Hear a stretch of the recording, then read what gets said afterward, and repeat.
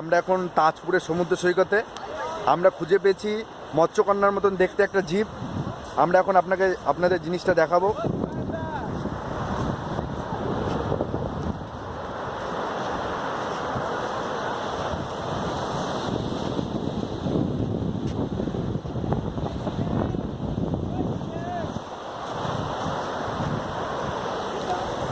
এর মৃত্যুর কারণ হিসেবে আমাদের মনে হচ্ছে যে এ জেলেদের জালে আটকে গিয়েছিল এবং এরপরে সমুদ্র থেকে তুলে আনার পরে একে এই পাড়েই ফেলে দেওয়া হয়। তো এটা আমাদের মৎস্যকন্যা মনে হলেও এটা একটা সমুদ্র কুত্তা অর্থাৎ সমুদ্র কুকুর, সি ডগ। আমরা আজকে এটা এই তাজপুরের সমুদ্র সৈকতে প্রথম আবিষ্কার করলাম। সি ডগ বলে একটা নতুন স্পিসিস।